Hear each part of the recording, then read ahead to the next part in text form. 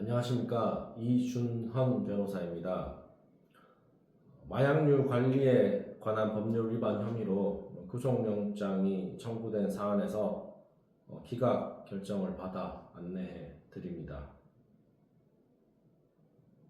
이 사건은 마약 밀수 전과가 있는 상황에서 별건의 마약 투약 혐의로 긴급 체포된 후에 청구된 영장 실질에서 구속영장이 기각되어 석방된 사건으로 방어적인 측면에서 결과가 매우 좋고 통계적으로도 이례적인 경우에 해당한다고 볼 수 있습니다. 이 사건 마약 투약 혐의는 서울 남산 부근의 고급 호텔 수영장에서 다수의 인원이 마약을 투약했다는 것으로서 수사기관 입장에서는 영장 기각을 예상하기가 힘들었을 것으로 보입니다. 영장 실질이 열리게 되면 적어도 통계적으로는 구속영장이 기각될 확률은 극도로 낮다고 보아야 합니다.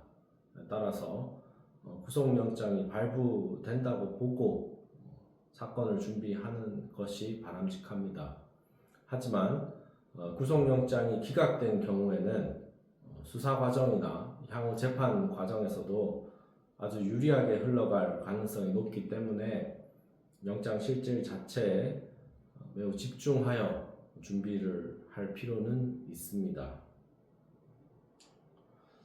현실적으로 변호사 사무실을 수소문하는 시간도 필요하기 때문에 변호사가 영장 실질을 준비할 수 있는 시간은 10시간에서 24시간 정도라고 생각합니다.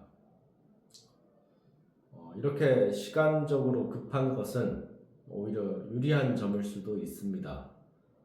영장실질 판사님에게 이 사건 전체를 보여드릴 필요가 없을 수도 있기 때문입니다.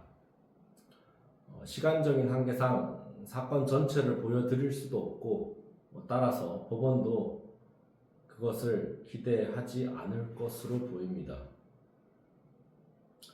따라서 현재 수사기관이 파악하고 있는 선에서 이 사건 사실관계를 피의자의 입장에서 부합하게 재구성해보고 수사기관이 오판할 가능성에 대해서 사실관계의 틈을 찾아 그 부분을 집중적으로 판사님에게 보여드려야 합니다. 이 사건의 경우 공범이 다수 등장하는 상황에서 수사기관이 밝혀낼 사실관계와 그에 더하여 수사기관이 추측으로 주장하는 사실관계에 대해서 그것이 아닐 확률도 상당히 있다는 점을 정리하여 판사님에게 집중적으로 보여드릴 필요가 있습니다.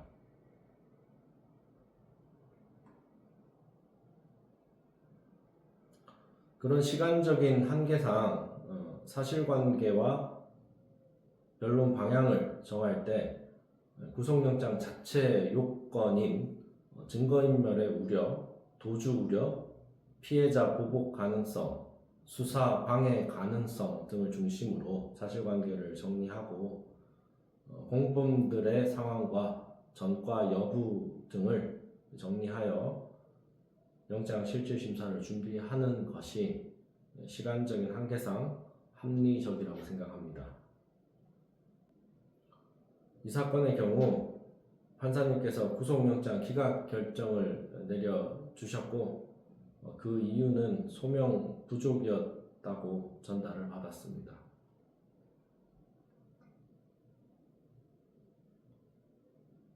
저희가 주장한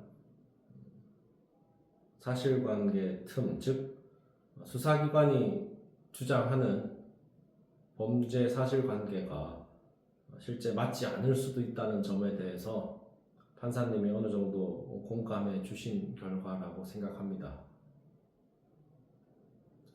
영장 실질을 준비하시는 분은 이러한 점을 잘 고려하셔서 준비를 하신다면 큰 도움이 될 수 있다고 생각합니다.